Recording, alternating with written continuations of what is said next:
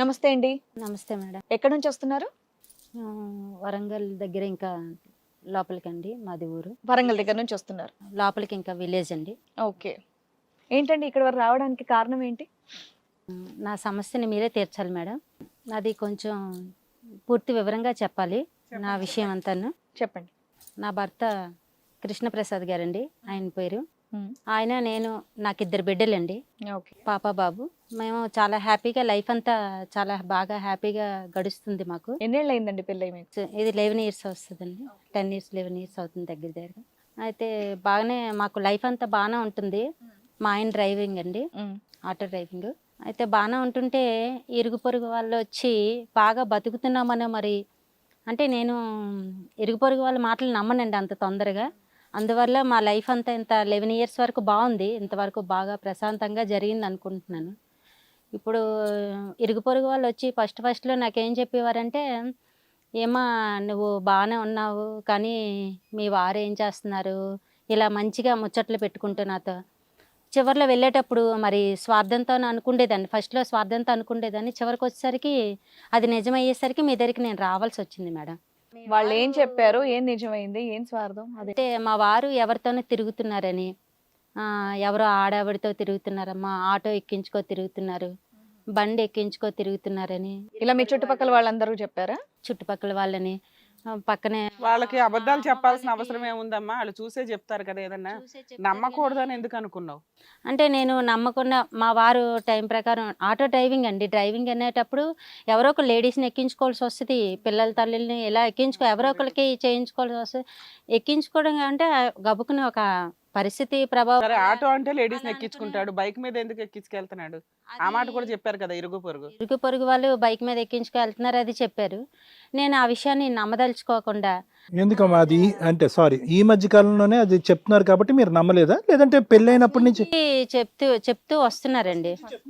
First నుంచి నేను నమ్మలేదు. అంటే మేము లైఫ్ హ్యాపీగా గడుస్తుంది మాది, ఇంట్లో అంతా చక్కగా చూసుకుంటున్నారు కాబట్టి ఎవరేం చెప్పినా సరే నమ్మట్లేదు. నమ్మడం ఎందుకు, నమ్మితే లేనిపోని గొడవలు వస్తాయి, ఎందుకు వచ్చింది మా సర్దుకుపోవాలి ఎలా సరే, ఒకలాగా అదే బెటర్ ఆప్షన్. నీకు అనేసి చెప్పుకుంటూ నేను అలా వచ్చేసాను. అలా వచ్చేసి చేస్తే బాగానే నడిచింది మాది, కాలం అంతా బాగానే ఉంది అదే అనుకున్నాను. సడన్గా మా వారికి ఒకరోజు అడిగాను, ఇరుగు పొరుగు వాళ్ళు ఏమనుకుంటున్నారు ఏంటో మీకు 10 ఏళ్ల అర్థమవుతుందా తర్వాత ఇప్పుడు కొత్తగా ఎందుకు అడగడం అంటున్నారు. అంటే ఈయన రోజు రోజుకి కూడా టైంకి రాకపోవడం, వాళ్ళు ఇరుగు పొరుగు వాళ్ళని చెప్పిన మాటలు ఇలా చేయడం, ఇలా చేస్తుండగా ఒక ఆవిడ వచ్చి మీ ఆయనతో తిరుగుతుందని చెప్తే నువ్వు నమ్మట్లేదు కదా, అదే ఆవిడ వేరే అతనితో వెళ్ళడం మేము పలానా దగ్గరికి చూసాము, మేము కన్ఫామ్గా చూసాము అని చెప్పేసి చెప్పుకుంటూ వచ్చారు ఆవిడ. అది ఎంతవరకు నిఘా అనేసి నేను అంతవరకు మనసు చెల్లించలేదు, కానీ ఎవిడెన్స్ దొరికేదాకా ఆగుదామని అనుకున్నావు. సో మీ ఆయనతో తిరుగు అమ్మాయి మాకు తెలుసమ్మా, ఆవిడ ఇంకొక అతనితో కూడా తిరుగుతుంది, నీకు కావాలంటే అమ్మాయిని చూపిస్తామా అన్నారు. చూపిస్తామా అని అన్నారు. అన్నీ నాకు ఓకే, ఆ అమ్మాయిని చూపెట్టి అది ఓకే కన్ఫర్మ్ అయిన తర్వాత అప్పుడు నేను మా ఆయన్ని అడిగాను. అంటే ఎలా కనిపెట్టావు అమ్మాయిని? ఆ అమ్మాయిని వేరే ఆయన బైక్ మీద వెళ్ళేటప్పుడు మా పక్కన ఉన్నవాడు, అమ్మ మేము చూసాము, మేము కావాలంటే మీకు వెనకాతల నుంచి వెళ్ళేటప్పుడు చేసేటప్పుడు మా ద్వారా నీకు ఫోటో తీసిస్తాం, మీ ఆయన అదే ఎక్కించుకొని వెళ్ళేటప్పుడు కూడాను కావాలంటే మేము పట్టుకొని నీకు చూపిస్తాము, నువ్వు అంత నమ్మకంగా నీ సంసారం పాడు చేయడం. ఫొటోస్ ఉన్నాయా మీ దగ్గర? ఫొటోస్ అది ఉన్నాయండి, అన్ని కన్ఫామ్గా అన్ని క్లియర్గా ఉంచుకున్నాను. తర్వాత మీ హస్బెండ్ అడిగారా? అడిగాను, ఓకే. మా వారికి అడిగాను. అడిగితే ఏంటి మీరు చేసే పని ఏంటి, మీరు పిల్లలతోనే వాళ్ళతో నుండి ఇంకొక అమ్మాయితోనే ఇలాగా ఏదో ఒక అమ్మాయితో తిరుగుతున్నారని, వేరే అమ్మాయితో ఉంటున్నారని ఎంతమంది చెప్తేనే నేను నమ్ముకుంటూ రాలేదు, ఇగో కన్ఫామ్గా ఇలాగ నాకు ఇలా తేలింది అని చెప్పేసి అన్నాను.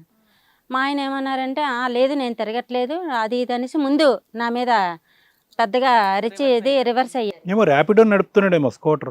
రేపట నేను అదే అనుకున్నాను, ఇప్పుడు కాలపరిమితి ప్రకారం ఆటోలు అనగా రేపటో అనగా మరి ఎవరో ఒకరు ఎక్కించుకొని వెళ్ళాలి, అవసరాలకి దింపాలి, అలాగనుకొని ఇన్ని ఇయర్స్ కూడా గడుపుకుంటూ వచ్చాను. అంటే ఒకరినే రోజు ర్యాపిడోలో నడిపించడం కొద్దిగా ఒకళ్ళనే అంటే అది అంతవరకు తీసుకురావాల్సిన అవసరం లేదు. ఆయన్ని అడిగితే ఆయన కూడా ఏమని చెప్పారంటే, నేను కూడా వేరే అమ్మాయితోనేమీ లేను, చేయట్లేదు, చెందట్లేదు, నీకు అలా అనుమానం పెట్టారు అంతేను అది ఇదని బుకాయించారు.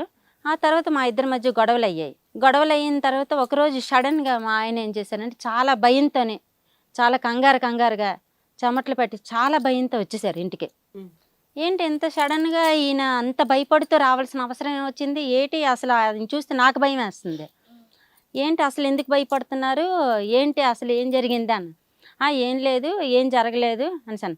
ఏం జరగలేదు కాదు, ఏం జరిగిందంటే ఒక తప్పు జరిగింది అదే అని నేను చెప్పాను. ఫస్ట్ నుంచి ఇదే తప్పు చేస్తున్నారు మీరు, ఇరుగు పొరుగు వాళ్ళు చెప్పినా నేను నమ్మలేదు. ఇప్పుడు రాత్రి 10-11 అవుతుంది, ఇంత భయభ్రాంతులతో వచ్చారు. ఎందుకు వచ్చారు ఏంటంటే ఓ తప్పు జరిగింది అంటున్నారు, విషయం నాకు చెప్పట్లేదు. మీరు ఎలా భయపడుతున్నారు, నాకేం చేయాలో కాలు చేతులు ఏం ఆడట్లేదు.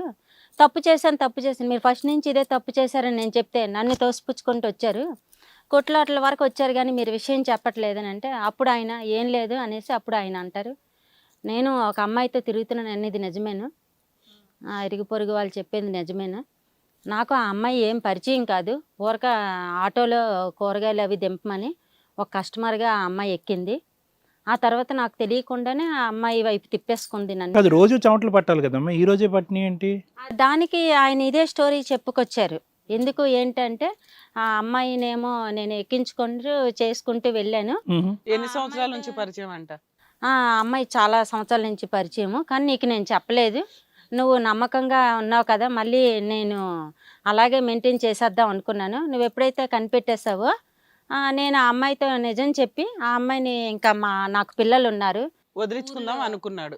వదిలి కాదమ్మా, వీళ్ళిద్దరు పికప్ డ్రాప్ ఆఫ్ పాయింట్ ఏంటి? ఎందుకు స్కూటర్ మీదే తిరుగుతున్నారు వీళ్ళు? స్కూటర్ మీదే అంటే వీళ్ళు ఎక్కడికైనా విహారయాత్రలని షికార్లకని వెళ్ళేటప్పుడు ఆటోలో కాకుండా బండి మీద వెళ్తున్నారు. మరి ఆవిడికి నచ్చేటట్టు తిప్పేటట్టు ఎవరికి తెలియకుండా మరి వేరే చోట్లకి వెళ్ళాలన్నప్పుడు ఆటోలో వెళ్తున్నారు. మరి ఊర్లో వీధిలో వాళ్ళంటూ ఎవరో ఒకరు మనకంట మనం పడలేనంత వరకు బాగుంది ఈయన చేసేది అంతా బాగుంది సార్. మనకంట పడేసరికి వాళ్ళు చెప్పేది నమ్మ సత్యం కాదని ఎప్పుడైతే నాకు ప్రూఫ్తో దొరికిపోయింది, ఈయన చెప్పింది తేలిపోయింది.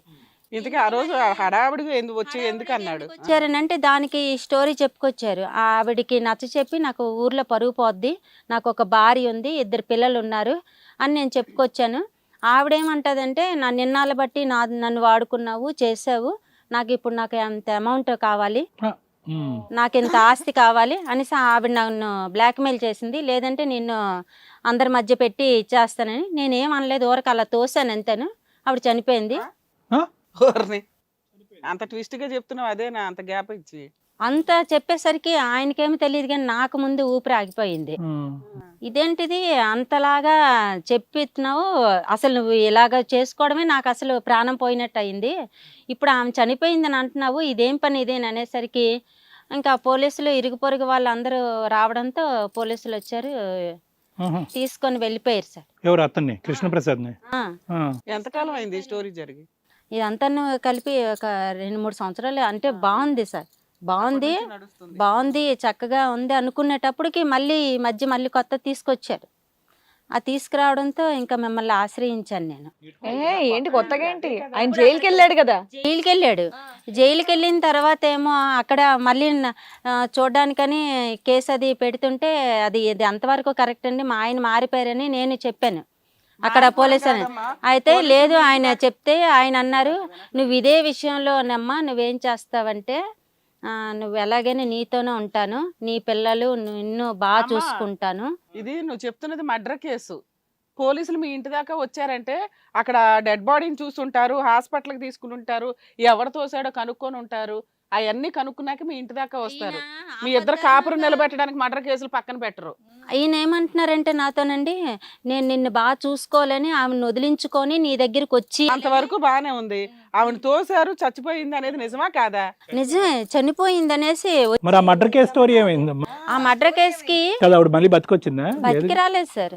బతికి రాకపోగా స్టేషన్లో ఉండేటప్పుడు నా కాలు పట్టుకొని అది చేసి బతిలాడి అందరినీ నువ్వు ఎలా ఒకలా నన్ను బయటికి తీసుకొస్తే నీతోనే జీవితం అంతా పిల్లలతోనే హ్యాపీగా ఉంటాను, బెయిల్ వచ్చిందా? బెయిల్ అది ఇప్పించగలవా, ఏం చేయగలవు, డబ్బులు అటు కట్టాలి చెయ్యాలి అన్నారు.